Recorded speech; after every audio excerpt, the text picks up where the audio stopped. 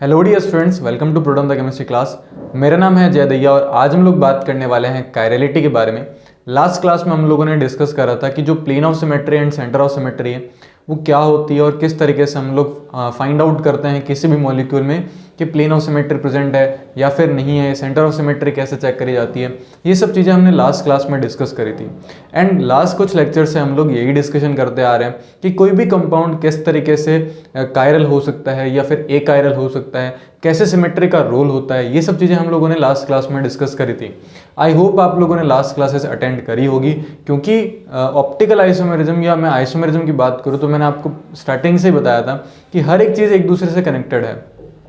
जैसे कि अगर हम बात करें तो हमने कायरल सेंटर से स्टार्ट करी थी और कायरल सेंटर में मैंने आपको एक क्वेश्चन दिया था कि कायरलिटी क्या होती है, हम कैसे आइडेंटिफाई कर सकते हैं कि मॉलिक्यूल में कायरलिटी होगी या फिर नहीं होगी। तो उसको ही हम लोग अभी कंटिन्यू कर रहे हैं और आज के इस लेक्चर में आपको ये क्लियरली पता चल जाएगा कि किसी भी मॉलिक्यूल में किस तरीके से कायरलिटी को आइडेंटिफाई करा जाता है, वो कौन कौन सी कंडीशन होती है जो नेसेसरी कंडीशन होती है किसी भी कंपाउंड की ऑप्टिकली एक्टिव या फिर ऑप्टिकली इनएक्टिव होने के लिए। और जैसा कि मैंने आपको लास्ट क्लास में बताया था कि हम लोग 40 to 50 एग्जाम्पल्स यहाँ डिस्कस करेंगे जिसमें हम लोग plane of symmetry, centre of symmetry और मैंने आपको ये भी बताया था कि जो एक्सिस ऑफ सिमेट्री होती है या फिर अल्टरनेट एक्सिस ऑफ सिमेट्री होती है ये क्या होती है, किस तरीके से हम आइडेंटिफाई कर सकते हैं।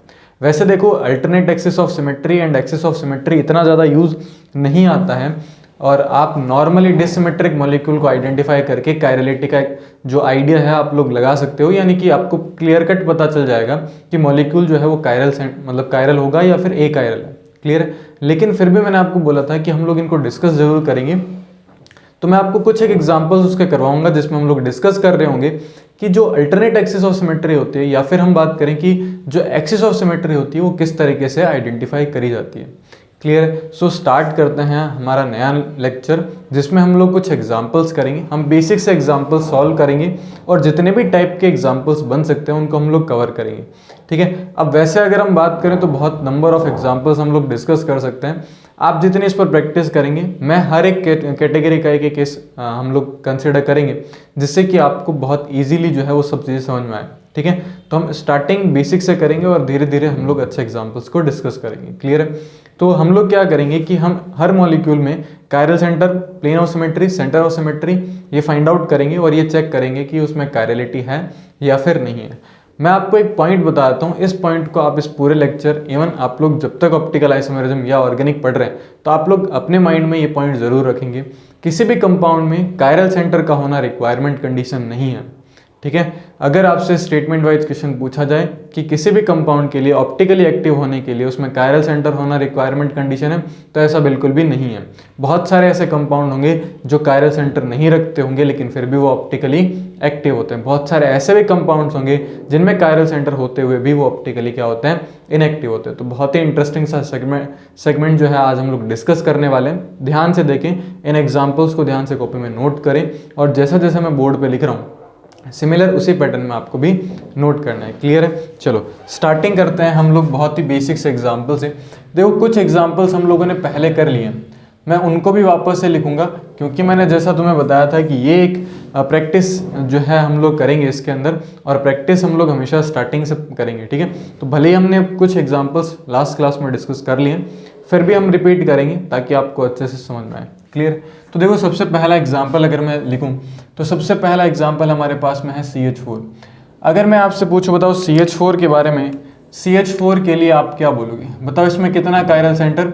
इसमें 0 कायरल सेंटर है। ठीक है? इसमें क्या है? 0 कायरल सेंटर। दूसरा आप लोग इसमें क्या बोल सकते हो? दूसरा आप लोग ये बोल सकते हो कि इसके अंदर 6 POS होती है। कितनी POS होती है?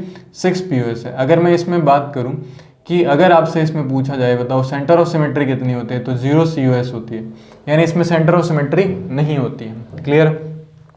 अब बात आती है कि इसमें एक्सिस ऑफ सिमेट्री कितनी होती है। ठीक है? तो एक्सिस ऑफ सिमेट्री को अभी हम डिस्कस नहीं कर सकते लेकिन बहुत ही सिंपल है। एक्सिस ऑफ सिमेट्री देखो, किसी भी मॉलिक्यूल में ऐसी एक्सिस जिसके अलोंग अगर हम मॉलिक्यूल को रोटेट करें तो वो आइडेंटिकल बन रहा हो तो उसको हम लोग क्या बोलते हैं? एक्सिस ऑफ सिमेट्री बोलते हैं। इसको n fold axis of symmetry भी बोल सकते हैं या एन फोल्ड रोटेशन भी बोला जा सकता है। बहुत ही सिंपल होता है कि किस तरीके से हम इसमें फाइंड आउट करेंगे। और ध्यान रखना, एक्सिस ऑफ सिमेट्री का प्रेजेंट होना या फिर एब्सेंट होना कोई रिक्वायरमेंट कंडीशन नहीं है, आपको सिर्फ दो चीज़ें चेक करनी है, plane of symmetry, centre of symmetry. Axis of symmetry हर मॉलिक्यूल में रहती है, 7 एक्सिस तो सब में ही रहती है कि आपके पास में एक एक्सिस तो रहेगी जिससे आप उसको रोटेट कर सकते हो। उसके अलावा आपसे क्वेश्चन पूछा जा सकता है कि इसमें कितनी C2 है, इसमें कितनी C4 है, वो अलग अलग तरीके से पूछा जा सकता है। लेकिन किसी भी कंपाउंड में कायरलिटी को डिफाइन करने के लिए आपको दो सिमेट्री एलिमेंट आपको पता होना चाहिए, प्लेन ऑफ सिमेट्री और सेंटर ऑफ सिमेट्री। क्लियर है? चलो अगर हम बात करें इसी के आगे एग्जाम्पल नंबर 2 की, तो देखो एग्जाम्पल नंबर 2 है हमारे पास। इसको अगर आप डायग्रामेटिक लिखना चाहें तो कुछ ऐसा लिख सकते हैं, यहाँ से इस तरीके से आएगा आपके पास और यहाँ आपके पास में कुछ ऐसा मिलेगा। क्लियर है? तो यहाँ हाइड्रोजन, यहाँ पे भी हाइड्रोजन, यहाँ पे भी हाइड्रोजन। देखो बहुत सिंपल है, इसमें C3 आपको मिलेगा। C3 किस तरीके से मिलेगा मैं आपको बताता हूँ। देखो C3 में क्या बता रहा हूँ, एक्सिस ऑफ सिमेट्री बता रहा हूँ, है ना। देखो सिंपल है, मैं यहाँ इस तरीके से बना देता हूँ, थोड़ा सा आप लोग ध्यान से देखें। देखो ये कुछ ऐसा सा होगा और यहाँ आपको क्या मिलेगा, मेरे पास में एक और पेन है और ये इस तरीके से। अभी आप लोग थोड़ा डायग्राम यार समझ लेना, ठीक है। वैसे ये रिप्रेजेंटेशन मेरा बढ़िया नहीं होता है, तो आप इसको समझें। ये एक मीथेन मॉलिक्यूल है और इस मीथेन मॉलिक्यूल में देखो ये जो हाइड्रोजन है ना, इस हाइड्रोजन से अगर आप एक एक्सिस को पास करो और अगर आप इसको रोटेट करो इस तरीके से, तो देखो 3 एटम्स जो हैं वो एक साथ में क्या हो रहे होंगे, रोटेट हो रहे होंगे। यानी 3 एटम्स अपनी जगह को चेंज कर रहे होंगे। क्योंकि ये सारे के सारे एटम्स आइडेंटिकल हैं, तो इस हाइड्रोजन की जगह ये आ जाएगा, इस हाइड्रोजन की जगह ये आ जाएगा और इस हाइड्रोजन की जगह ये आ जाएगा। क्लियर है? तो बहुत ही सिंपल सा तरीका होता है। इसके अंदर आपको क्या मिलेगी, C3 मिलेगी। ठीक है, तो C3 से आप लोग क्या कर सकते हो, इसको एक्सप्लेन कर सकते हो। लेकिन मैं आपको बता रहा हूँ नहीं पूछा जाता है। अगर आप नीट टारगेट करते हैं, नीट में नहीं पूछा जाएगा। अगर आप जेईई मेंस टारगेट करते हैं तो जेईई मेंस में भी नहीं आएगा।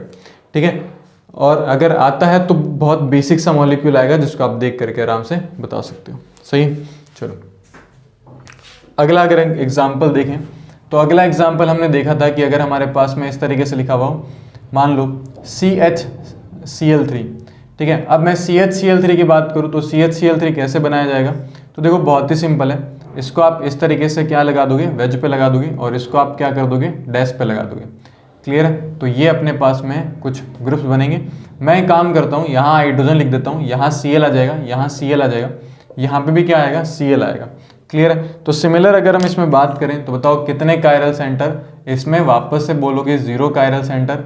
और अगर मैं बात करूँ इसमें प्लेन ऑफ सिमेट्री कितनी आएगी, तो सिर्फ 3 प्लेन ऑफ सिमेट्री आएगी। और अगर मैं बात करूँ सेंटर ऑफ सिमेट्री, अभी भी इसमें 0 होगी, sorry centre of symmetry CUS। क्या आपको ये सब चीज़ें क्लियर है? ठीक है ना। देखो अगला अगर मैं बात करूँ, ये एग्जाम्पल कल डिस्कस करा था हम लोगों ने। ठीक है, एग्जाम्पल नंबर 3 की अगर मैं बात करूँ तो एग्जाम्पल नंबर 3 आपको दिया गया CH2Cl2। ठीक है, तो CH2Cl2 है। अब CH2Cl2 को बनाने के लिए आपको कुछ ऐसा इस तरीके से बनाना है, सेम टू सेम मेथड है। ठीक है, वेज डैश रिप्रेजेंटेशन। यहाँ आपको क्या मिलेगा, एक हाइड्रोजन यहाँ लिख दो, एक हाइड्रोजन यहाँ लिख दो, एक Cl यहाँ लिख दो, एक Cl यहाँ लिख दो। आपको ये बताना है कि इसके अंदर क्या प्लेन ऑफ सिमेट्री प्रेजेंट होगी। तो बहुत ही सिंपल सा तरीका है, इसमें प्लेन ऑफ सिमेट्री आपको देखने को मिलेगी। प्लेन ऑफ सिमेट्री किस तरीके से होगी, अब देखो मैं आपको थोड़ा सा आपको इमेजिन करना पड़ेगा, मार्कर से नहीं समझा पाएंगे। इमेजिन करें आप लोग, देखो यहाँ आपके पास में ये कार्बन है, इस कार्बन से एक हाइड्रोजन निकला हुआ है, एक हाइड्रोजन इधर निकला हुआ है। सही है, एक क्लोरीन आपके साइड है, एक क्लोरीन मेरे साइड है। अब अगर आप ध्यान से देखें तो इस क्लोरीन को इस हाइड्रोजन के रिस्पेक्ट में आप कट नहीं कर सकते। देखो मैं आपको एक सिंपल सा तरीका बताता हूँ। यहाँ आपको क्या करना है कि थोड़ा सा इमेजिनेशन करना है, मॉलिक्यूल से, मॉडल्स से, इनसे अगर आप समझने की कोशिश करेंगे तो क्लास में तो समझ में आ जाएगा।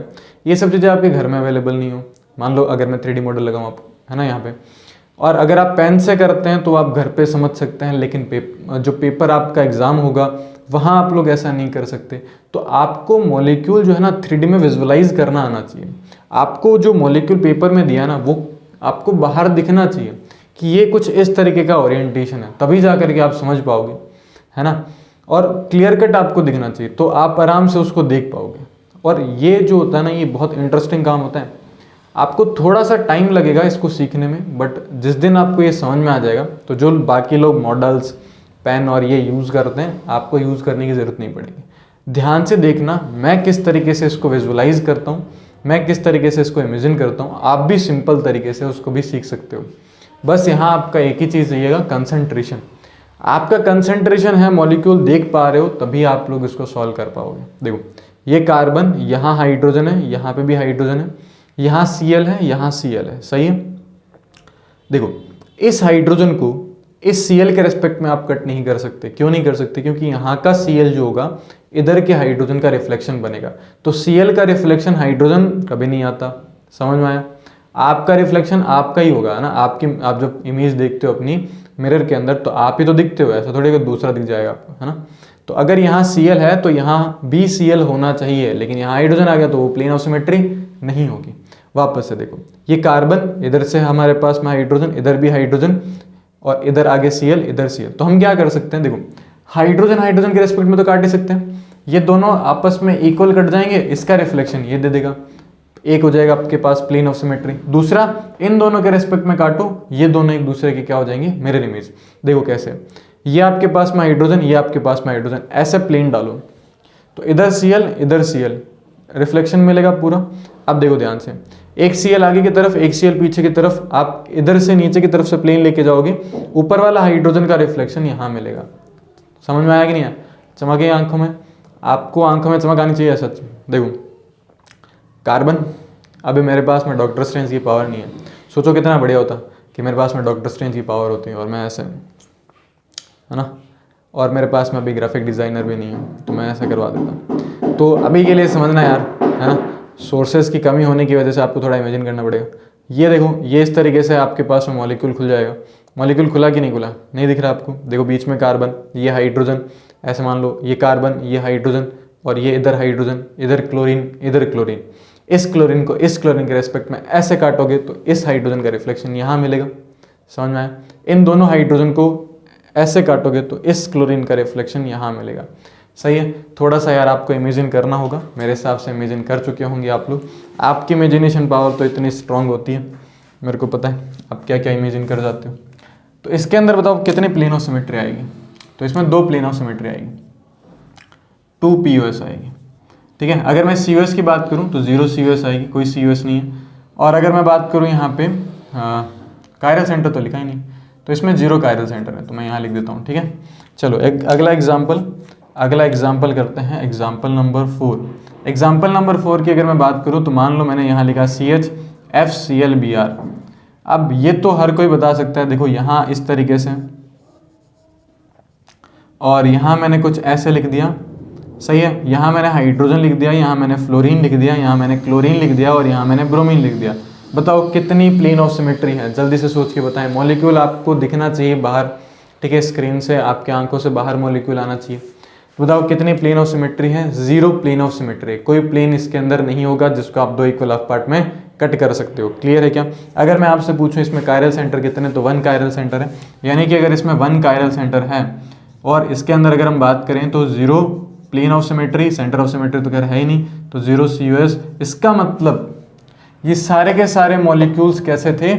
इनमें कायरलिटी अब्सेंट है। ठीक है, आप कायरलिटी के बारे में बात करें तो कायरलिटी क्या है बताओ? अब्सेंट। इसमें भी कायरलिटी क्या है? अब्सेंट। इसमें भी कायरलिटी क्या है? ये रेड वाला आपको दिख रहा है ना? नहीं दिखा तो बता देना। और इसमें भी क्या होगा? इसमें ये है कायरलिटी प्रेजेंट, इसमें कायरलिटी प्रेजेंट है, यानी कि ये मॉलिक्यूल कायरल है, और ये मॉलिक्यूल अगर कायरल है तो ये ऑप्टिकली कैसा होगा बताओ? ऑप्टिकली एक्टिव होगा। सही है? तो इस तरीके से आप लोग कर सकते हो, और एग्जांपल्स हम लोग डिस्कस करते हैं। ध्यान से देखें आप लोग, एग्जांपल नंबर 5। एग्जाम्पल नंबर 5 की अगर मैं बात करूँ तो कार्बन डबल बॉन्ड कार्बन, और मैंने यहाँ लिख दिया हाइड्रोजन, मैंने यहाँ लिख दिया हाइड्रोजन, मैंने यहाँ लिख दिया हाइड्रोजन, मैंने यहाँ लिख दिया हाइड्रोजन। आपको ये बताना है कि कितनी प्लेन ऑफ सिमेट्री है। पहले ये बताओ कायरल सेंटर कितने हैं, फटाफट बताओ। 0 कायरल सेंटर। चलो यहाँ नहीं लिखते, खराब हो जाएगा, यहाँ लिखते हैं 0 कायरल सेंटर है इसके अंदर। बताओ कितनी प्लेन ऑफ सिमेट्री, कितने प्लेन से इसको कट कर सकते हो। ये मॉलिक्यूल प्लेनर है, अगर ये मॉलिक्यूल प्लेनर है तो मैंने आपको क्लास में बताया था कि इसमें एक स्लाइस कट कटेगा, ऐसे काटना है। सही है? जब आप स्लाइस कट करेंगे इसके अंदर तो एक तो स्लाइस कट मिलेगा ही मिलेगा, दूसरा आपको इस तरीके से मिलेगा, तीसरा आपको इस तरीके से मिलेगा, तो टोटल इसमें 3 POS मिलेगी आपको। अगर मैं बात करूँ इसके अंदर सेंटर ऑफ सिमेट्री की, तो देखो आप यहाँ इस सेंटर पर खड़े हो सकते हो, यहाँ से आपको हाइड्रोजन मिलेगा, यहाँ से आपको हाइड्रोजन मिलेगा, यहाँ से भी आपको हाइड्रोजन मिलेगा, यहाँ पीछे भी आपको क्या मिलेगा, हाइड्रोजन मिलेगा, मतलब ऊपर की साइड में मिल जाएगा। ठीक है, तो अगर मैं COS की बात करूँ तो यहाँ COS होगी। और दूसरा अगर मैं बात करूँ कि कायरलिटी होगी कि नहीं होगी, तो इसमें कायरलिटी जो है वो क्या हो जाएगी, कायरलिटी एब्सेंट हो जाएगी, कोई कायरलिटी नहीं, प्लेन ऑफ सिमेट्री आ चुकी है। तो सोच के देखो, हम जितने भी ये सिमेट्री एलिमेंट पढ़ रहे हैं वो सारी हमारे काम की नहीं है। अगर आप इनमें से एक भी फाइंड आउट कर लेते हो तो आपको ये क्लियर हो जाएगा कि कंपाउंड ऑप्टिकली एक्टिव है या फिर इनएक्टिव है। सही है, तो POS और COS में से दोनों में से देख लो। POS नहीं पता चल रही है तो COS देखें ज़रूर, लेकिन दोनों एक बार ज़रूर देखनी है, क्योंकि कुछ ऐसे मॉलिक्यूल्स होंगे जिसमें POS नहीं होगी लेकिन सेंटर ऑफ सिमेट्री देखने को मिलेगी। समझ में आएगी नहीं है? चलो एग्जाम्पल नंबर 6 को हम लोग कंसिडर करते हैं। एग्जाम्पल नंबर 6 है हमारे पास। देखो कार्बन डबल बॉन्ड कार्बन, और इसी तरीके से अगर हम लिखें तो यहाँ आपको क्या मिलेगा CH3, यहाँ क्या मिलेगा H, यहाँ क्या मिलेगा CH3, यहाँ क्या मिलेगा H। बताओ इसके अंदर कितने कायरल सेंटर? इसमें आपको मिलेंगे 0 कायरल सेंटर, कोई भी कायरल सेंटर नहीं होगा। अगर मैं आपसे पूछूं इसमें प्लेन ऑफ सिमेट्री कितनी है, प्लेन ऑफ सिमेट्री के नंबर, एक स्लाइस कट जरूर होगा। दूसरा आप इसको इस तरीके से कट कर सकते हो, आप ऐसे कट नहीं कर सकते। हाइड्रोजन का रिफ्लेक्शन मिथाइल दे रहा होगा, हाइड्रोजन का रिफ्लेक्शन मिथाइल नहीं देता, तो प्लेन ऑफ सिमेट्री 2 आ जाएगी, सेंटर ऑफ सिमेट्री इसमें एब्सेंट होगी। कैसे? यहाँ खड़े हो, यहाँ खड़े होगे तो आगे की तरफ कौन दिखा, मिथाइल दिखा, पीछे जाओगे तो कौन दिखेगा, हाइड्रोजन दिखेगा, सेंटर ऑफ सिमेट्री नहीं। चलो एग्जाम्पल नंबर, अच्छा ये लिख लेना यार, कायरलिटी नहीं है, मेरे हिसाब से समझ में आ गया होगा। आप बहुत ज़्यादा तेज हो। एग्जाम्पल नंबर 6 की बात करें, अब इसको छोड़ देते हैं हम लोग, अब हम लोग कंटिन्यू करते हैं इसको। आपको इस मॉलिक्यूल में बताना है कि कितने कायरल सेंटर हैं, फटाफट बताएं आप लोग। इसमें कितने कायरल सेंटर? इसमें 0 कायरल सेंटर। कितनी प्लेन ऑफ सिमेट्री? ऐसे काट दो, ऐसे काट दो और ऐसे काट दो।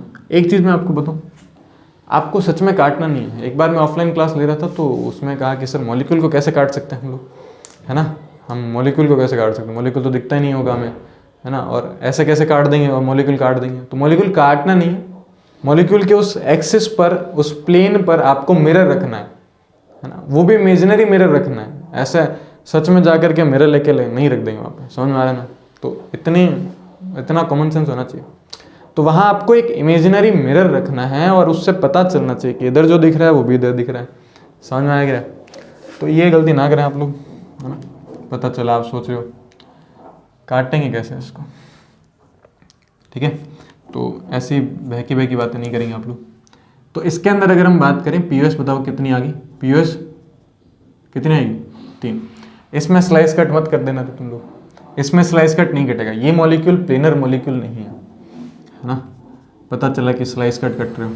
सेंटर ऑफ सिमेट्री मिलेगी क्या? सेंटर ऑफ सिमेट्री नहीं है, COS नहीं है, ठीक है, वो बाकी लिख लेना यार तुम लोग, बार बार हम लोग क्या ही लिखें।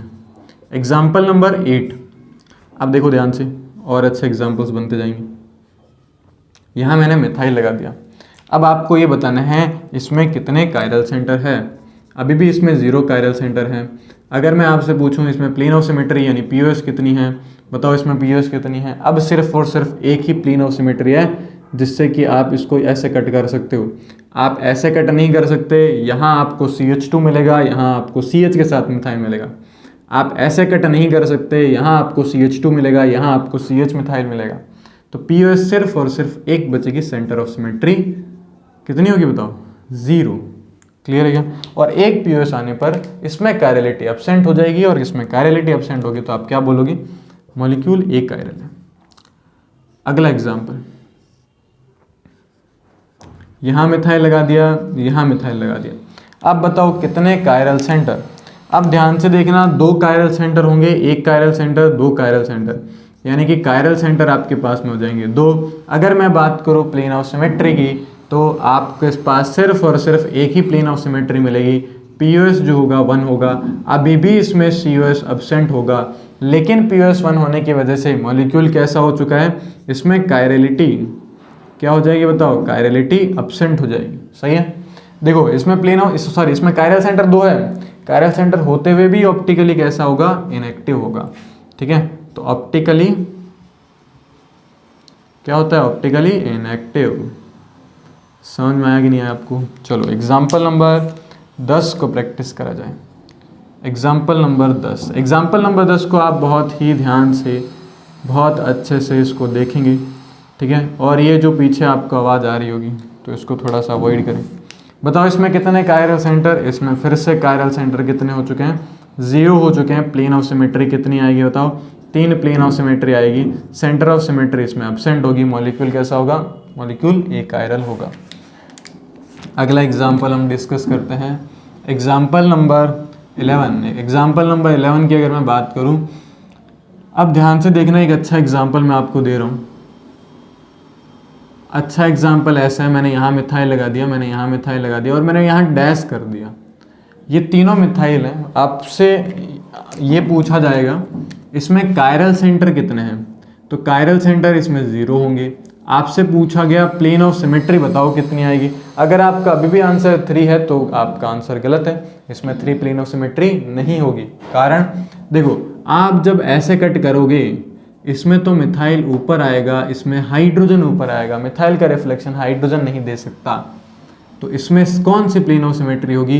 इसमें सिर्फ और सिर्फ ये वाली प्लेन ऑफ सिमेट्री होगी, यानी कि एक ही पीओएस इसमें मिलेगा। और अगर एक पीओएस मिलेगा, अच्छा सेंटर ऑफ सिमेट्री इसमें होगी तो 0 होगी। क्लियर है? कायरलिटी के बारे में आप लोग लिख सकते हैं, समझदार लोग हैं आप लोग। एग्जाम्पल नंबर 12 को अगर हम डिस्कस करें, अब ये 3 वाला ख़त्म है, अब हम 4 वाला लेते हैं, ठीक है। और ये 4 वाले में मैंने आपको कुछ इस तरीके से दिया है। आपको ये बताना है इसमें कितने कायरल सेंटर हैं। तो इसमें देखो 0 कायरल सेंटर है। ये कायरल सेंटर पता करना मैंने आपको पहले ही बता दिया। अगर मैंने आपसे पूछा कि बताओ इसमें प्लेन ऑफ सिमेट्री कितनी है, तो इसमें प्लेन ऑफ सिमेट्री अगर आप ध्यान से देखोगे तो मैं इसको ऐसे कट कर सकता हूँ, मैं इसको ऐसे कट कर सकता हूँ, इस तरीके से कट करे जा सकता है। यानी कि आपको क्या मिलेगा?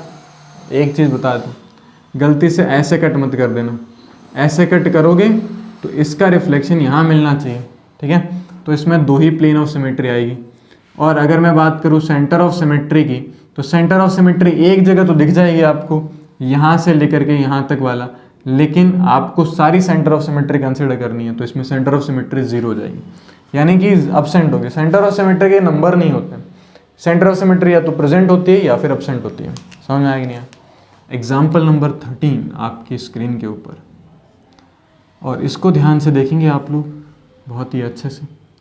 और मैंने क्या कर दिया है, कुछ ऐसा लिख दिया है, यहाँ डैश कर दिया। अब आपसे पूछा गया कितने कायरल सेंटर है इसमें, तो अभी भी कायरल सेंटर तो 0 ही होंगे। प्लेन ऑफ सिमेट्री अब की बार कितनी हो जाएगी? ओनली 1 प्लेन ऑफ सिमेट्री बचेगी, जो कि हम इसको इस प्लेन से काट सकते हैं। आप ऐसे इसको नहीं काट सकते। ऐसे क्यों नहीं काट सकते? क्योंकि यहाँ मिथाइल आगे की तरफ, यहाँ मिथाइल पीछे की तरफ। सही। सेंटर ऑफ सिमेट्री अब की बार प्रेजेंट होगी।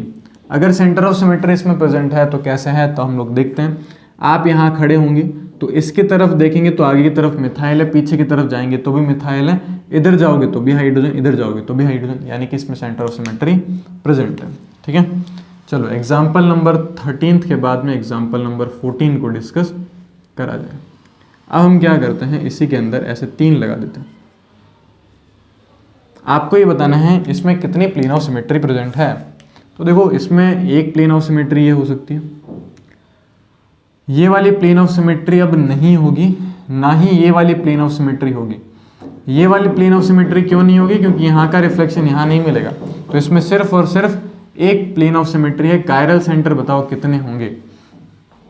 क्या ये वाला कायरल सेंटर होगा? देखो इधर आपको क्या मिलेगा? कार्बन के साथ मिथाइल, इधर आपको कुछ नहीं मिलेगा। सिमिलर इसी तरीके से कार्बन के साथ मिथाइल, तो 2 कायरल सेंटर आ जाएंगे। प्लेन ऑफ सिमेट्री प्रेजेंट होगी यानी 1 है, सेंटर ऑफ सिमेट्री एब्सेंट होगी 0 है, क्योंकि ये वेज पोजीशन पर है दोनों। तो बाकी आप लोग लिख ही सकते हो कायरल सेंटर, तो हमने लिख लिया। एग्जाम्पल नंबर 15, एग्जाम्पल नंबर 15 को ध्यान से देखेंगे आप लोग। अब की बार हमने क्या किया कि ये सबको ही हमने वेज पे लगा दिया। सही है, सारे वेज पे लग चुके हैं। अब आपसे पूछा गया how many chiral centre in this compound, तो आप बोलेंगे 0। How many plane of symmetries are present in this molecule, तो आप बोलेंगे एक ये रही, दूसरी ये रही, तीसरी ये रही, फोर्थ ये रही, इस तरीके से आप लोग बोल सकते हो, यानी प्लेन ऑफ सिमेट्री प्रेजेंट है, सेंटर ऑफ सिमेट्री एब्सेंट है। कायरलिटी और के बारे में तो आप लोग लिख सकते हो। एग्जाम्पल नंबर क्या लिखेंगे हम लोग 16। तो एग्जाम्पल नंबर 16 है कुछ इस तरीके से, ध्यान से देखेंगे, ये वेज पोजीशन, ये डैश पोजीशन, ये वेज पोजीशन, ये डैश पोजीशन, सही है। अब आपसे पूछा गया इसमें कायरल सेंटर कितने हैं, तो chiral centre 0। Plane of symmetry कितनी आएगी, प्लेन ऑफ सिमेट्री प्रेजेंट है कि नहीं है, देखो एक ये रही, दूसरी ये रही, तो 2 plane of symmetry, centre of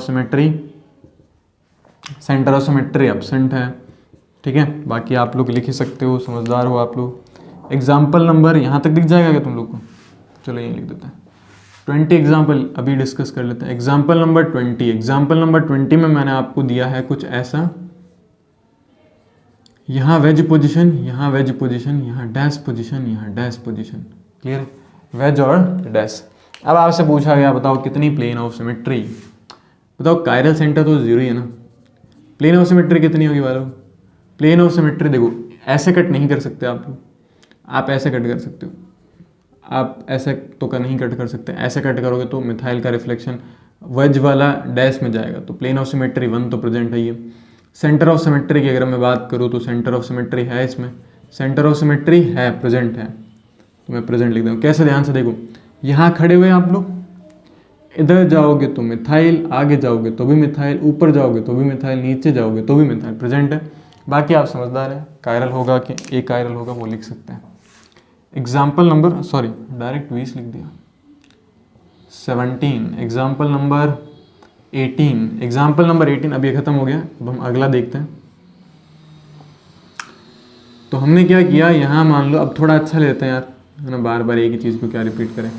ये मैंने एग्जाम्पल लिया, इसमें आपसे पूछा गया कि कितने कायरल सेंटर, तो इसमें 2 कायरल सेंटर हैं, ये तो साफ साफ दिखाई दे रहा है, तो 2 जो है आपके पास कायरल सेंटर है। मैंने आपसे पूछा इसमें प्लेन ऑफ सिमेट्रीज कितनी है, तो आप बोल रहे हो कि प्लेन ऑफ सिमेट्री में सर आप ऐसे कट कर सकते हो, तो इसका रिफ्लेक्शन यहाँ मिलेगा, इसका रिफ्लेक्शन यहाँ मिलेगा, यानी प्लेन ऑफ सिमेट्री इसमें प्रेजेंट है।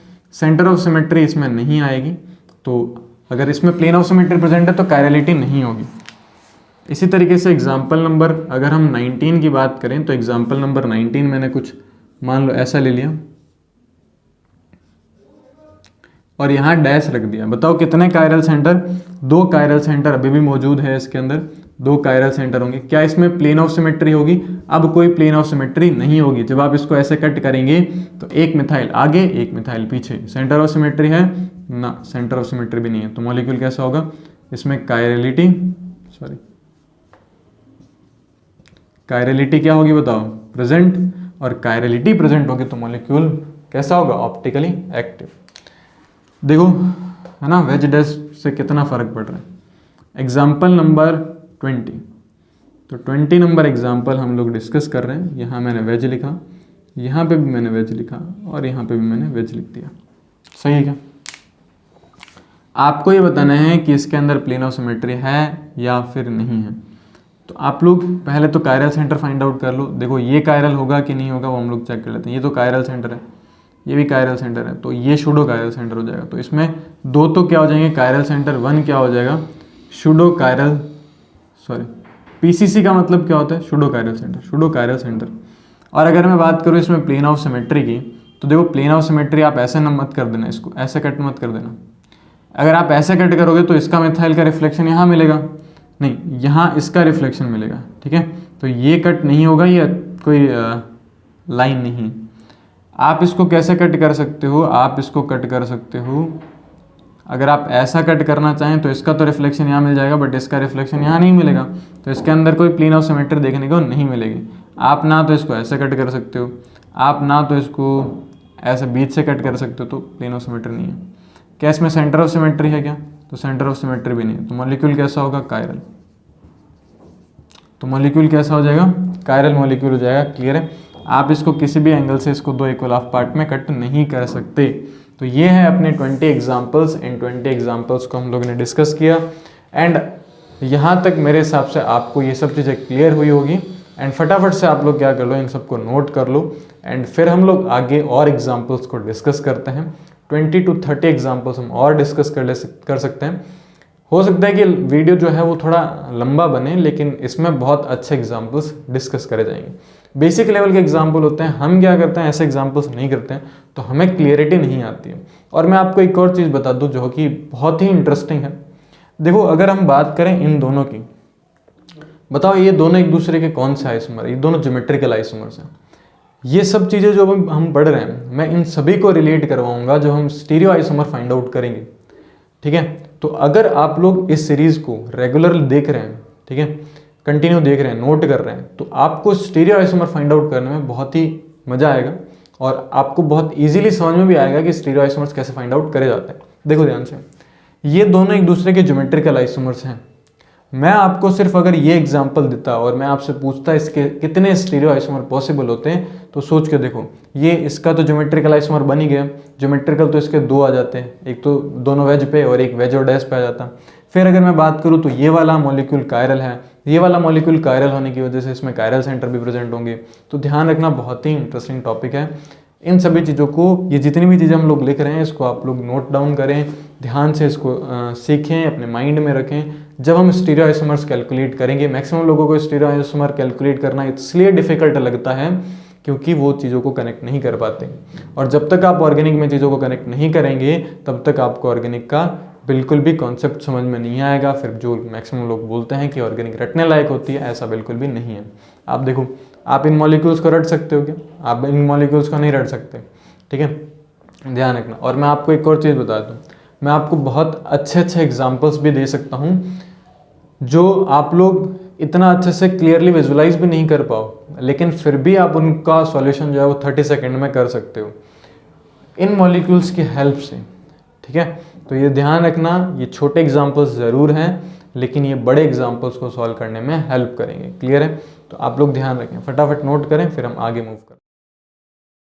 चलिए आगे एग्जाम्पल्स को हम लोग डिस्कस करते हैं। तो एग्जाम्पल नंबर 21 को हम लोग डिस्कस कर लेते हैं। तो एग्जाम्पल नंबर हमारे पास में है 21। तो 21 एग्जाम्पल हम लोग कुछ इस तरीके से कंसिडर करते हैं कि हमने यहाँ पे क्या लिख रखा है, वेज लिख रखा है, यहाँ पे भी हमने वेज लिख रखा है, और यहाँ पे भी हमने क्या लिख रखा है, इस तरीके से वेज पोजीशन बना रखी है। और यहाँ हम लोगों ने क्या कर रखा है, वेज लगा रखा है, और यहाँ पे भी हमने क्या लगा रखा है, वेज लगा रखा है। अगर आपको याद हो तो ये हमने ज्योमेट्रिकल आइसोमेरिज्म में डिस्कस करा था, ठीक है। मैंने आपको एक एग्जांपल दिया था और उसके एग्जांपल में आपको पूछा था कि इसके कितने ज्योमेट्रिकल आइसोमर बनेंगे, तो मैंने आपको कहा था कि 4 आइसोमर्स बनेंगे, ठीक है। तो देखो, अगर मैं बात करूँ इसी के मॉलिक्यूल के अंदर अगर हम देखें तो बताओ इसमें कितने कायरल सेंटर हैं, इसमें 0 कायरल सेंटर है। अगर इसमें 0 कायरल सेंटर है तो बताओ प्लेन ऑफ सिमेट्री कितनी है।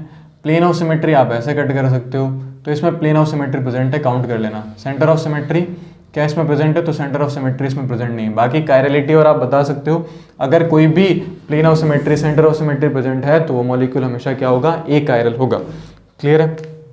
अगला एग्जाम्पल अगर हम डिस्कस करें, एग्जाम्पल नंबर 22। अब देखो खुद से करो, है ना, मैं जितनी ज़्यादा प्रैक्टिस करूँगा तो सिर्फ मुझे ही अच्छे से क्लियर होगा। तो आपको भी क्या करना है, ऐसा कैलकुलेट करना है। जैसे मान लो कि हमने क्या कर दिया, इसी को वेज के अंदर कन्वर्ट कर दिया और बाकी सारे के सारे हमने क्या कर दिए, डैश बना दिए, सही है।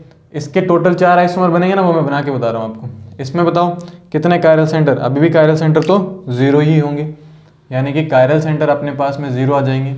बताओ प्लेन ऑफ सिमेट्री कितनी आएगी, प्लेन ऑफ सिमेट्री ये वाली हो सकती है, अब ये वाली नहीं हो सकती, ये वाली भी नहीं हो सकती, यानी कि कुल मिला के प्लेन ऑफ सिमेट्री प्रेजेंट है। अगर मैं सेंटर ऑफ सिमेट्री की बात करूं तो सेंटर ऑफ सिमेट्री अब भी इसके अंदर प्रेजेंट नहीं है, तो मॉलिक्यूल कैसा होगा, एक कायरल ही होगा due to plane of symmetry. Example number 23। Example number 23 को अगर आप ध्यान से देखेंगे तो मैंने कुछ एग्जांपल इस तरीके से लिखा, सपोज यहाँ हमने वेज लिख दिया, यहाँ मैंने वेज लिख दिया, और यहाँ पे भी मैंने वेज लिख दिया। आपसे पूछा गया कि इसमें कितने कायरल सेंटर है, तो आपने बोला कि इसमें 0 कायरल सेंटर है। बताओ प्लेन ऑफ सिमेट्री प्रेजेंट है कि नहीं है, प्लेन ऑफ सिमेट्री प्रेजेंट है या फिर नहीं है, आप लोग ध्यान से देख के बताएंगे। क्या हम इस मॉलिक्यूल को किसी भी एक्सिस से अलोंग काटें तो देखो हम इसको इस तरीके से कट कर सकते हैं, जिसमें इसका रिफ्लेक्शन यहाँ मिलेगा, इसका रिफ्लेक्शन यहाँ मिलेगा, तो इसमें प्लेन ऑफ सिमेट्री है। इसमें सेंटर ऑफ सिमेट्री नहीं आएगी। अगला एग्जाम्पल, मॉलिक्यूल कैसा होगा, ए कायरल। Example number 24। बताओ एग्जाम्पल नंबर 24 हम कैसे बना सकते हैं। एक पॉसिबिलिटी हो सकती है कि हम इसको डैश रखें, हम इसको वेज रखें, हम इसको डैश कर दें, हम इसको वेज रख दें, हम इसको वेज रख दें, सही है, ये पॉसिबिलिटी बन सकती है। बताओ कितने कायरल सेंटर, अभी भी कायरल सेंटर 0 आएंगे। बताओ प्लेन ऑफ सिमेट्री कितनी आएगी। अब की बार ध्यान रखना, इसमें कोई प्लेन ऑफ सिमेट्री नहीं मिलेगी, इसमें प्लेन ऑफ सिमेट्री 0 है, सेंटर ऑफ सिमेट्री तो पहले से ही 0 है, तो मॉलिक्यूल कैसा होगा, मॉलिक्यूल कायरल होगा। इसीलिए मैंने आपको बताया था कि ज्योमेट्रिकल आइसोमर इसके 4 बनते हैं, जबकि ऑप्टिकल आइसोमर इसके कितने बनेंगे, 5, क्योंकि ये मॉलिक्यूल अगर कायरल है तो इसका जस्ट एक मिरर इमेज और आएगा। तो टोटल स्ट्रक्चर तो 4 है, इसका एक मिरर इमेज और आएगा, तो टोटल बनेगी 5, यानी टोटल 5 स्टीरियो आइसोमर इसके बनते हैं। क्लियर है। चलो एग्जाम्पल नंबर हम लोग देखते हैं 25। एग्जाम्पल नंबर 25 की अगर मैं बात करूँ तो मान लो हमारे पास में कुछ ऐसा सिस्टम है और मैंने यहाँ पे और यहाँ पे क्या लगा दिया है, वेज पोजीशन पर लगा दिया। अब आपसे पूछा गया कि इसमें कितने कायरल सेंटर हैं, तो कायरल सेंटर इसमें कितने हो जाएंगे, 1 2 हो जाएंगे। अगर मैं प्लेन ऑफ सिमेट्री की बात करूँ तो प्लेन ऑफ सिमेट्री इसमें प्रेजेंट होगी, आप काट सकते हो, काउंट कर लेना कितनी प्लेन ऑफ सिमेट्री है। सेंटर ऑफ सिमेट्री एब्सेंट हो जाएगी, तो मॉलिक्यूल कैसा हो जाएगा, ए कायरल हो जाएगा due to plane of symmetry. Example number 26, ठीक है, अगला एग्जाम्पल है हमारे पास में example number 26। So example number 26 में हम लोग कैसे कर सकते हैं, अगर मैं लिखूं इसको इस तरीके से वेज पे और इसको डाल दूं डैश पे। बताओ इस मॉलिक्यूल के अंदर कायरल सेंटर कितने, 2 कायरल सेंटर। क्या इसमें प्लेन ऑफ सिमेट्री प्रेजेंट होगी, अब कोई प्लेन ऑफ सिमेट्री प्रेजेंट नहीं होगी। क्या इसमें सेंटर ऑफ सिमेट्री प्रेजेंट है, तो नहीं है सेंटर ऑफ सिमेट्री। और अगर मैं बात करूँ ये मॉलिक्यूल कैसा हो जाएगा, ये मॉलिक्यूल कायरल हो जाएगा, सही है। इसी तरीके से हम एग्जाम्पल नंबर 27 डिस्कस कर सकते हैं। एग्जाम्पल नंबर 27 आपको कुछ ऐसा दिया गया है कि मैंने यहाँ 2 और 3 तो है वेज पे लगा दिए। अब आपसे ये पूछा गया है कि इसमें कायरल सेंटर कितने हैं, तो देखो कायरल सेंटर की अगर आप बात करो तो इसमें 3 कायरल सेंटर आ जाएंगे। एंड अगर हम प्लेन ऑफ सिमेट्री की बात करें तो देखो प्लेन ऑफ सिमेट्री कुछ आप ऐसे बना सकते हो, तो इसमें प्लेन ऑफ सिमेट्री प्रेजेंट है, सेंटर ऑफ सिमेट्री एब्सेंट है, मॉलिक्यूल कैसा होगा, ए कायरल, सही। तो मेरे हिसाब से आपको ये भी क्लियर होता दिख रहा है। एग्जाम्पल नंबर 28 की अगर मैं बात करूँ तो और एग्जाम्पल हम लोग बना सकते हैं। अभी देखो हम इसके एग्जाम्पल्स बनाते हैं जो हमने सारे वो बनाए थे, सही है। तो एक हम इसको क्या कर सकते हैं, हम इनको वेज पे रख सकते हैं, सही है, और इनको वेज पे रख सकते हैं। मैं सारे एग्जाम्पल हम लोग डिस्कस कर लेंगे। तो इसमें अगर आपसे पूछा जाए कि कायरल सेंटर कितने होंगे, तो इसके कायरल सेंटर 0 आ जाएंगे, कायरल सेंटर 0। इसका प्लेन ऑफ सिमेट्री कितना आएगा, प्लेन ऑफ सिमेट्री प्रेजेंट है। क्या सेंटर ऑफ सिमेट्री प्रेजेंट है, तो सेंटर ऑफ सिमेट्री एब्सेंट है। मॉलिक्यूल कैसा होगा, मॉलिक्यूल ए कायरल होगा due to plane of symmetry. अगला एग्जाम्पल हम लोग ले सकते हैं। बताओ अगली स्ट्रक्चर हमने क्या बनाई थी, सारे वेज आगे, एक को डैश पे रखो, बाकी सबको किस पे रखो, वेज पे रखो। तो देखो हम ऐसा एग्जाम्पल कर सकते हैं, यहाँ पे क्या आएगा, डैश पे आ जाएगा, सॉरी यहाँ पे सब क्या आ जाएंगे, वेज पे आ जाएंगे। तो बताओ इसमें कायरल सेंटर कितने, अभी भी इसमें कायरल सेंटर तो 0 ही है। इसमें प्लेन ऑफ सिमेट्री की अगर मैं बात करूँ तो प्लेन ऑफ सिमेट्री प्रेजेंट होगी, है ना, ऐसे कट कर सकते हो। और अगर हम बात करें सेंटर ऑफ सिमेट्री की, तो सेंटर ऑफ सिमेट्री इसके अंदर नहीं आएगी। सिमिलर इसी तरीके से एग्जाम्पल नंबर 30 की बात करें तो एग्जाम्पल नंबर 30 कुछ इस तरीके से होगा। देखो एक वेज की एक ही पॉसिबिलिटी हो सकती है, सॉरी एक डैश की एक ही पॉसिबिलिटी हो सकती है। तो हम लोग क्या कर सकते हैं, हम 2 को डैश पे रख सकते हैं, बाकी सबको क्या कर सकते हैं, वेज पे कर सकते हैं, ऐसी वाली स्ट्रक्चर, सही है। अगर आप इसमें देखो ध्यान से तो सेम, इसमें प्लेन ऑफ सिमेट्री प्रेजेंट है, तो इसमें प्लेन ऑफ सिमेट्री क्या होगी, प्रेजेंट ही होगी। पीओएस क्या होगी, इसमें प्रेजेंट होगी। सेंटर ऑफ सिमेट्री अभी भी क्या होगी, एब्सेंट होगी। बाकी आप मॉलिक्यूल को अच्छे से देख सकते हो। एग्जाम्पल नंबर 31 की अगर मैं बात करूं तो अब देखो 1 2 की पॉसिबिलिटी होगी, 1 3 की पॉसिबिलिटी हो सकती है, 1 4 की पॉसिबिलिटी हो सकती है। मैं कुछ इसको इस तरीके से लिख दूं, यहाँ वेज आ जाएगा, यहाँ वेज आ जाएगा, और यहाँ वेज आ जाएगा, और यहाँ वेज आ जाएगा, सही है। बताओ इसमें प्लेन ऑफ सिमेट्री है, बिल्कुल है plane of symmetry. Due to POS ये क्या होगा, ए कायरल हो जाएगा, सॉरी सीओएस इसमें प्रेजेंट नहीं है। अगला एग्जाम्पल नंबर 32। बताओ 1 4 की पॉसिबिलिटी हो सकती है, ये डैश पे चला जाएगा, ये भी डैश पे चला जाएगा, ये वेज पे, ये भी वेज पे, ये भी वेज पे आ जाएगा, और ये भी वेज पे आ जाएगा। बताओ क्या इसमें प्लेन ऑफ सिमेट्री प्रेजेंट है, इसमें भी प्लेन ऑफ सिमेट्री प्रेजेंट है, इसमें सेंटर ऑफ सिमेट्री एब्सेंट है। Due to presence of plane of symmetry ये मॉलिक्यूल कैसा हो जाएगा, ए कायरल। Example number 33। क्या बहुत ही ईजी एग्जाम्पल्स हैं ये सारे के सारे। अब देखो 2 डैश की पॉसिबिलिटी कंप्लीट हो चुकी है, अब हम बात करेंगे 3 डैश की। तो तो ऐसे 3 डैश हम लोग यूज़ कर सकते हैं। तो ये अपने पास में आएगा। क्या होता है इसमें प्लेन ऑफ सिमेट्री प्रेजेंट है, तो इसमें प्लेन ऑफ सिमेट्री प्रेजेंट है। कैसे कट करोगे, ऐसे, due to presence of plane of symmetry molecule कैसा हो जाएगा, ए कायरल। तो एग्जाम्पल नंबर 34, एग्जाम्पल नंबर 34 में अगली पॉसिबिलिटी हो सकती है कि हम अल्टरनेट ऑर्डर में क्या कर दें, वेज डैश लगा दें। क्या ऐसे ही बनाई थी हम लोगों ने स्ट्रक्चर, अगर आपको याद हो तो, ठीक है, बताओ क्या कुछ ऐसा बनेगा। इसमें भी प्लेन ऑफ सिमेट्री प्रेजेंट होगी। कैसे कट करेंगे, प्लेन ऑफ सिमेट्री के लिए हम लोग इसको ऐसे कट कर देंगे, सही है। तो प्लेन ऑफ सिमेट्री इसमें, due to plane of symmetry ये कैसा होगा, एक कायरल हो जाएगा। देखो टोटल कितनी बन चुकी है, 1 2 3 4 5 6 7, 7 स्ट्रक्चर बन चुकी है। एक स्ट्रक्चर और बनी थी जिसको मैंने बताया था कि ये जो मॉलिक्यूल होगा ये मॉलिक्यूल कायरल होगा। इस वजह से इसकी टोटल स्टीरियो आइसोमर कितने आते हैं, 8 आते हैं। अगर आप total geometrical isomer find out करते हैं तो टोटल कितने आते हैं, सॉरी टोटल स्टीरियो आइसोमर 9 आते हैं और ज्योमेट्रिकल आइसोमर जो होते हैं वो कितने आते हैं, 8 आते हैं। तो हम लोग ने 8 के 8 ज्योमेट्रिकल आइसोमर बना लेते हैं। एग्जाम्पल नंबर 35, तो एग्जाम्पल नंबर 35 को अगर हम डिस्कस करें तो अपने पास में 3 वेज की एक और पॉसिबिलिटी हो सकती है। हम क्या करें, हम 2 डैश को पास पास रख दें और एक को कुछ यहाँ रख दें, तो यहाँ अपने पास में डैश, सॉरी वेज, ये भी वेज और ये भी वेज। क्या इसमें किसी भी टाइप से प्लेन ऑफ सिमेट्री मिलेगी, तो इसमें कोई भी पीओएस प्रेजेंट नहीं है, इसमें सीओएस भी प्रेजेंट नहीं है, तो मॉलिक्यूल कैसा हो जाएगा, कायरल। तो इस वजह से टोटल स्ट्रक्चर आएगी 8 ज्योमेट्रिकल और उसमें एक जो होती है वो ऑप्टिकली एक्टिव होती है। उस वजह से टोटल स्टीरियो आइसोमर्स कितने आते हैं, 9 स्टीरियो आइसोमर्स आते हैं। क्लियर है आपको। चलो एग्जाम्पल नंबर 36 को हम लोग डिस्कस करें। बोर तो नहीं हो रहे, वैसे मैंने थोड़ी स्पीड रखी है, ठीक है। इनमें अगर हम धीरे धीरे एक एक चीज़ को डिस्कस करेंगे तो अब मेरे हिसाब से ज़रूरी नहीं हुई, आप लोग बहुत सारी चीज़ें सीख चुके हैं, आप लोग बहुत जल्दी आंसर बनाना सीख चुके होंगे। अब एग्जाम्पल्स हम लोग करते हैं, ये वाले एग्जाम्पल। जैसे मान लो कि अपने पास में carbon double bond carbon double bond carbon है और मैंने यहाँ क्या लिख दिया, मैंने यहाँ लिख दिया H, यहाँ पर भी H और यहाँ पर भी H लिख दिया, मैंने यहाँ पर भी H लिख दिया। बताओ क्या इसमें कायरल सेंटर प्रेजेंट है, तो इसमें 0 कायरल सेंटर है,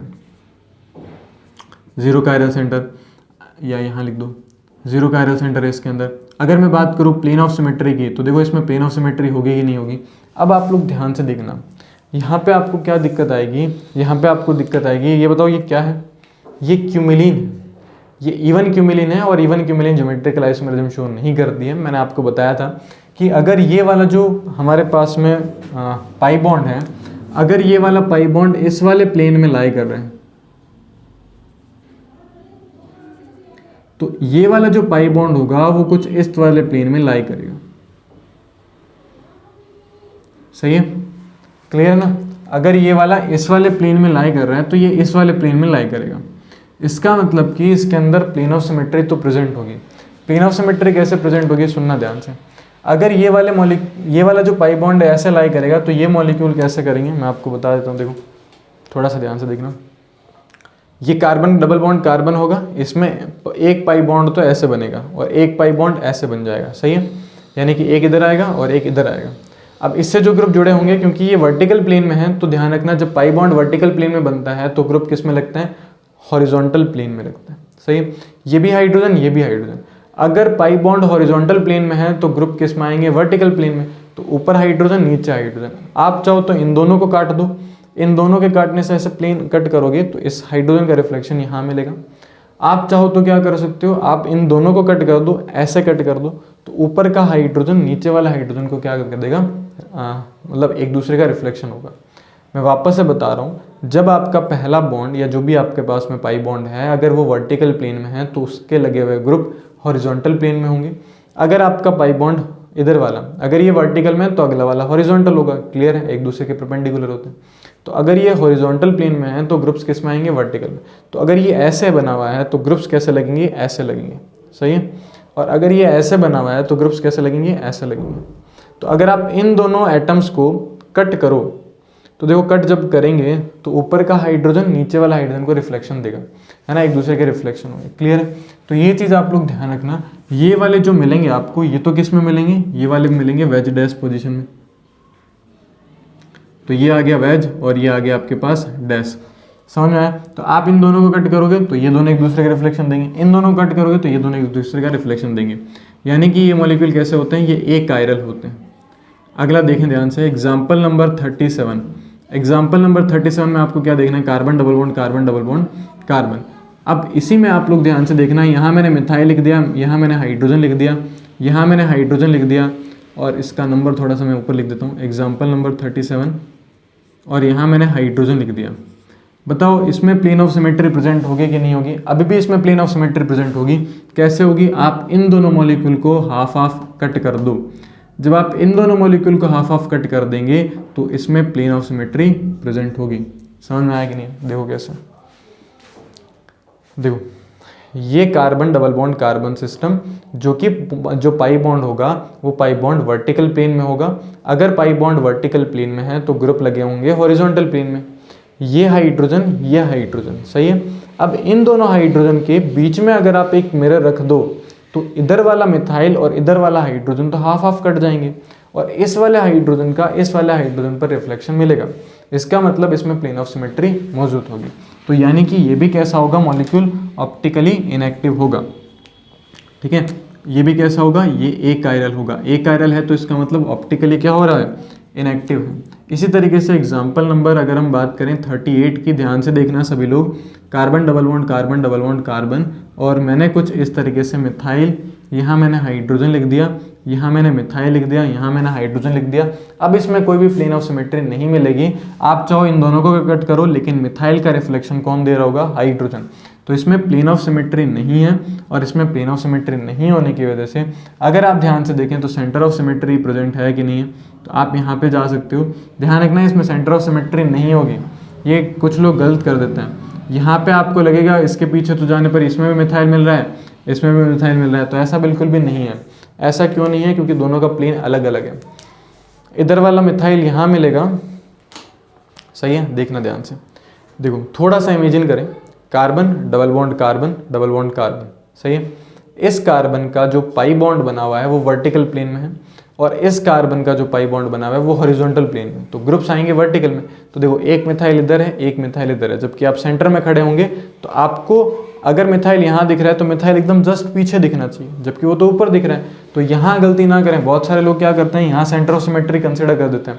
सेंटर ऑफ सिमेट्री कंसिडर करते ही मॉलिक्यूल एकाइरल हो जाएगा और आपका पूरा का पूरा आंसर गलत हो जाएगा। ये मॉलिक्यूल कायरल मॉलिक्यूल है। ये कैसा है, ये कायरल है। तो ध्यान रखना, इवन क्यूमिलीन जो होती है वो ज्योमेट्रिकल आइसोमेरिज्म तो शो नहीं करती, लेकिन वो ऑप्टिकल आइसोमेरिज्म जरूर शो कर सकती है। इसीलिए जब आपसे पूछा जाता है कि इसके टोटल स्टीरियो आइसोमर बताओ, मैक्सिमम लोग इसका आंसर 0 करके आते हैं। क्यों? क्योंकि ज्योमेट्रिकल उनको याद रहता है, ऑप्टिकल में तो सोचते ही नहीं है, कभी सोचा ही नहीं होगा कि ऑप्टिकल में भी हो सकता है क्या नहीं। तो ध्यान रखना, ये ऑप्टिकल आइसोमर्स शो होते हैं। अगला एग्जाम्पल अगर हम देखें, एग्जाम्पल नंबर 39। तो देखो एग्जाम्पल नंबर 39 की अगर मैं बात करूं तो carbon double bond carbon double bond carbon, फिर डबल बॉन्ड कार्बन, फिर मैंने यहाँ लिख दिया है मिथाइल, फिर इधर लिख दिया मैंने हाइड्रोजन, और इधर लिख दिया है मैंने हाइड्रोजन, और इधर लिख दिया है मिथाइल। क्या इसमें प्लेन ऑफ सिमेट्री प्रेजेंट होगी? इसमें बिल्कुल प्लेन ऑफ सिमेट्री मौजूद होगी। कैसे होगी प्लेन ऑफ सिमेट्री, उसको हम लोग सीखते हैं। देखो बहुत ही सिंपल है। अगर ये वाला पाई बॉन्ड वर्टिकल प्लेन में है तो ये वाला भी पाई बॉन्ड किस में आएगा, वर्टिकल प्लेन में। यानी कि इधर भी हाइड्रोजन इधर भी हाइड्रोजन, ये दोनों के दोनों वेज पोजीशन पर होंगे। ये दोनों किस में होंगे, ये वेज पोजीशन पर होंगे। और अगर ये वेज पोजीशन पर जा रहे हैं, ये देखो ये इस तरीके से वेज पोजीशन पर जाएंगे, और ये वाला डैश पे जाएगा। यानी कि हम लोग एक ऐसा प्लेन कंसिडर करें जिससे इन सबको एक इक्वल हाफ पार्ट में कट कर दें, और जब ये इक्वल हाफ पार्ट में कट हो जाएंगे तो यहाँ पे आप लोग बोल सकते हो कि प्लेन ऑफ सिमेट्री होगी। और इसमें प्लेन ऑफ सिमेट्री होने की वजह से ये मॉलिक्यूल कैसा हो जाएगा, एक कायरल। एक ऐसा एग्जाम्पल और ले सकते हैं, एग्जाम्पल नंबर 40। और एग्जाम्पल नंबर 40 की अगर मैं बात करूं तो मैंने कुछ ऐसा कंसिडर करा। देखो ये बताओ ये कौन सा कंपाउंड है, ये स्पाइरो है, ठीक है। ये कैसा कंपाउंड है, ये स्पाइरो कंपाउंड है। और अगर ये स्पाइरो कंपाउंड है तो आप देखो ये वाला, अगर ये वाली जो रिंग है ये वर्टिकल प्लेन में, और ये वाला किस में हो जाएगा, ये वाली रिंग किस में हो जाएगी, हॉरिजॉन्टल। तो इसमें ग्रुप बताओ किस में लगेंगे, इसमें ग्रुप लगेंगे वेज और डैश में। तो मान लो यहाँ मैंने मिथाइल लिख दिया, यहाँ मैंने हाइड्रोजन लिख दिया।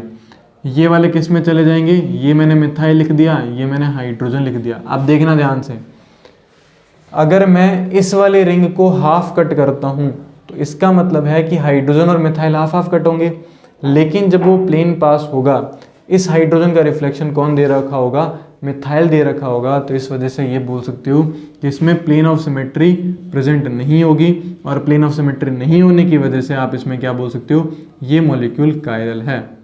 ठीक है, आप कैसे कट करोगे, आप ऐसा प्लेन लेके आओगे जो इन दोनों को पूरा हाफ कट करेगा और इन दोनों के बीच में से जाएगा।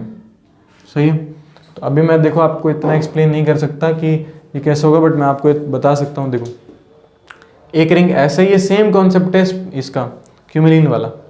एक रिंग ऐसे लगी हुई है, अगर ऐसे रिंग लगी हुई है तो एक हाइड्रोजन आपकी तरफ होगा, एक हाइड्रोजन इधर, सॉरी एक मिथाइल पीछे की तरफ होगा, या आप चाहो तो मिथाइल को आगे कर लो, एक ही बात है। तो मिथाइल अगर आगे है तो हाइड्रोजन पीछे होगा, हाइड्रोजन आगे तो मिथाइल पीछे होगा, यानी कि रिंग ऐसे बनी हुई है और इसमें इधर की तरफ हाइड्रोजन, इधर की तरफ मिथाइल। अब जो अगली रिंग बनेगी वो हॉरिजॉन्टल प्लेन में बनेगी, तो रिंग बनेगी ऐसे। सही है, और रिंग अगर ऐसे बने तो आप यहाँ पे बोल सकते हो कि यहाँ पे क्या मिलेंगे आपको, हाइड्रोजन और मिथाइल मिलेंगे। तो ये हाइड्रोजन और मिथाइल को आप हाफ कट करेंगे तो देखो ऊपर वाले हाइड्रोजन का रिफ्लेक्शन नीचे मिथाइल मिलेगा। समझ में आ रहा है, आप चाहो तो इनको हाफ कट कर सकते हो, तो आगे वाले हाइड्रोजन का रिफ्लेक्शन पीछे वाला कौन दे रहा होगा, मिथाइल दे रहा होगा। क्लियर है, तो ये मॉलिक्यूल कैसे क्या शो करेगा, जीआई शो करेगा। तो सॉरी जीआई तो शो कर ही सकता है, बट साथ जीआई तो नहीं करेगा ये, बट ये ऑप्टिकल जरूर करेगा। अब मैं आपको एक सिंपल सा तरीका बताता हूँ कि आप कैसे ऑप्टिकल आइसोमर फाइंड आउट करेंगे इनमें। अगर आपके पास में इवन क्यूमिलीन है, अगर आपके पास में स्पायरो कंपाउंड है, इवन स्पायरो कंपाउंड है, तो उसमें अगर टर्मिनल पर दो डिफरेंट ग्रुप लगे हुए हैं, दोनों साइड दो डिफरेंट ग्रुप लगे हुए हैं, तो वो हमेशा ऑप्टिकली एक्टिव होंगे। क्लियर है, ये चीज़ ध्यान रखना। अगर एक साइड डिफरेंट लगे हुए हैं तो वो ऑप्टिकली एक्टिव नहीं होंगे, जैसा कि इसके अंदर है। तो ये एग्जाम्पल 40 हम लोगों ने कंप्लीट कर लिए हैं। 10 और एग्जाम्पल्स को हम लोग डिस्कस करते हैं और फिर हम लोग अपना जो लेक्चर है इसको ख़त्म कंप्लीट करते हैं। यहाँ तक मेरे हिसाब से 40 एग्जाम्पल्स आपको समझ में आए होंगे। आप फटाफट से इसको नोट करें, फिर 10 एग्जाम्पल्स और करते हैं। उनमें से आपको कुछ होमवर्क के लिए दिए जाएंगे, कुछ मैं डिस्कस कर रहा हूँ। क्लियर है, तो फटाफट से इसको नोट कर लें, फिर हम लोग स्टार्ट करते हैं अपने नेक्स्ट एग्जाम्पल। चलिए आगे हम लोग कंटिन्यू करते हैं अपने एग्जाम्पल्स को। तो देखो हमारे पास में कुछ 10 एग्जाम्पल्स और हैं। इन 10 एग्जाम्पल्स में से जो हम आपको करना है मैं टिक लगा देता हूँ। वैसे देखो आपको ये करना है, ये भी करना है, ये भी करना है, ये भी करना है, आपको ये करना है, ये करना है और ये करना है। बाईफिनाइल का जो केस है वो मैं आपको एक्सप्लेन कर देता हूँ। आपको ये देखने में लग रहा होगा कि जो ऐसे एग्जाम्पल्स हैं ये डिफ़िकल्ट एग्जाम्पल्स होंगे, बट ये बहुत सिंपल से एग्जाम्पल्स हैं। मैंने आपको कहा था कि जो एग्ज़ाम्स में क्वेश्चंस पूछे जाते हैं वो आपको इस वजह से डिफ़िकल्ट लगते हैं क्योंकि आपने पहले बेसिक एग्जाम्पल्स नहीं करे। आप इनको बेसिक एग्जाम्पल्स की हेल्प से इनको कर सकते हैं। ये सारे केस हमने जो है पूरे के पूरे कवर करें हैं और उनको स्टडी भी किया। अब देखो अगर मैं बाईफिनाइल के केस की बात करूं तो ये तो आपको क्लियरली दिख रहा है कि ये मॉलिक्यूल कैसा होगा, ये मॉलिक्यूल ए कायरल होगा। ऐसा क्यों, देखो बाईफिनाइल के केस में मैंने आपको बताया था कि बाईफिनाइल के केस में यहाँ पे अगर यहाँ बल्कि ग्रुप्स लगे हुए होते हैं तो ये जो बाईफिनाइल्स होती हैं ये दोनों आपस में क्या कर जाती है, फ्लिप कर जाती है। लेकिन यहाँ पे बल्कि ग्रुप नहीं लगे हुए हैं तो ये फ्लिप नहीं करेगी और आप इसको नॉर्मली क्या कर सकते हो, कट कर सकते हो, तो इसमें प्लेन ऑफ सिमेट्री देखने को मिलेगी। तो ये मॉलिक्यूल कैसा होगा, ये मॉलिक्यूल ए कायरल होगा। सिमिलर उसी तरीके से अगर आप इसमें भी देखें तो इसमें भी आपको प्लेन ऑफ सिमेट्री देखने को मिलेगी। अगर हम यहाँ रोटेशन की बात करें तो ड्यू टू मिथाइल एक जो रिंग होगी वो ऐसे फ्लिप करेगी और आप इसको किसी भी प्लेन से कट करेंगे तो ये रिंग तो हाफ कटेगी और ये रिंग भी हाफ कटेगी और इस मिथाइल का रिफ्लेक्शन यहाँ मिलेगा। यानी कि ये वाला मॉलिक्यूल भी कैसा होगा, ये वाला मॉलिक्यूल भी ए कायरल ही होगा। लेकिन अगर मैं आपसे बात करूँ कि इस वाले मॉलिक्यूल की, अब अगर आप इस वाले मॉलिक्यूल में फ्लिप करेंगे तो देखो सिंपल सा है, इस OH का रिफ्लेक्शन आपको कहाँ मिलेगा, NO2 में मिलेगा। ये और ये दोनों हाफ कट जाएंगे ऐसे, ये भी हाफ कट जाएगा, लेकिन इस OH का रिफ्लेक्शन आपको NO2 में मिलेगा। इसका मतलब ये जो मॉलिक्यूल होगा ये कायरल मॉलिक्यूल होगा। तो एक चीज़ आप लोग ध्यान रखना, बाईफिनाइल ज्योमेट्रिकल आइसोमेरिज्म तो नहीं करती लेकिन ये ऑप्टिकल आइसोमेरिज्म जरूर करती है, लेकिन उसके लिए कंडीशन होती है। कंडीशन क्या होती है कि जो आपके पास में बाईफिनाइल रिंग होती है उनकी जो पोजीशंस होती है वहाँ पर आपको अपोजिट ग्रुप्स या फिर डिफरेंट ग्रुप्स देखने को मिलने चाहिए। क्लियर है, तो देखो यहाँ दोनों के दोनों डिफरेंट हैं, यहाँ पे भी दोनों के दोनों डिफरेंट हैं। ये इस तरीके से सिमिलर हो सकते हैं, उससे कोई फर्क नहीं पड़ेगा। इसका मतलब इसमें किसी भी टाइप की प्लेन ऑफ सिमेट्री नहीं देखने को मिलेगी। लेकिन अगर मैं NO2 यहाँ लगा देता तो फिर वो कंडीशन चेंज हो जाती है, फिर वो वहाँ पे ए कायरल हो जाता, जबकि ये अभी क्या है, कायरल मॉलिक्यूल। तो बाइफिनाइल का केस बहुत ही सिंपल है, जैसे आपने स्पायरो या फिर क्यूमिलेंस का डिस्कस किया था, सिमिलर वैसे ही आप लोग बाइफिनाइल को डिस्कस कर सकते हो, बाइफिनाइल ट्राइफिनाइल, ठीक है। और ये एक अच्छा एग्जाम्पल है, आप इसको भी सॉल्व कर सकते हो। ऐसे बहुत सारे एग्जाम्पल हम लोग कर सकते हैं, डिपेंड आप पर करेगा कि आप इस पर कितने जो ऑब्जेक्टिव क्वेश्चंस हैं या कितने कंपाउंड्स में आप लोग ये चेक करते हो, plane of symmetry, centre of symmetry. अब रही बात हमारे पास में एक्सिस ऑफ सिमेट्री और अल्टरनेट एक्सिस ऑफ सिमेट्री की, तो वैसे तो देखो कोई रिक्वायरमेंट है नहीं, लेकिन मैं ट्राई करूंगा कि इस पर एक छोटा सा वीडियो बना दिया जाए कि अल्टरनेट एक्सिस ऑफ सिमेट्री और एक्सिस ऑफ सिमेट्री कैसे आइडेंटिफाई करते हैं। इनका कोई रोल नहीं है कि मॉलिक्यूल ऑप्टिकली एक्टिव होगा या फिर इनएक्टिव होगा, क्लियर है। बस ये टाइप ऑफ सिमेट्रीज हैं जो हमें पता होनी चाहिए। वैसे मैंने आपको बताया था कि अल्टरनेट एक्सिस ऑफ सिमेट्री क्या होती है, मैं आपको बता दूं।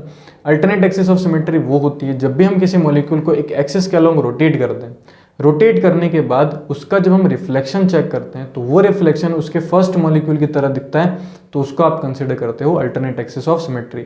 इसको SN से डिनोट करा जाता है। एक्सिस ऑफ सिमेट्री की बात करें तो एक मॉलिक्यूल में एक ऐसी एक्सिस होती है जिसके अलोंग अगर हम मॉलिक्यूल को रोटेट करते हैं तो वो वापस वैसा ही हमें दिखना चाहिए, जैसा कि मैंने आपको CH4 में बताया था, क्लियर है। बट फिर भी हम लोग ट्राई करेंगे कि उस पर एक छोटा सा सेपरेट वीडियो हम लोग बना दें जिससे आप उसको भी सीख सको।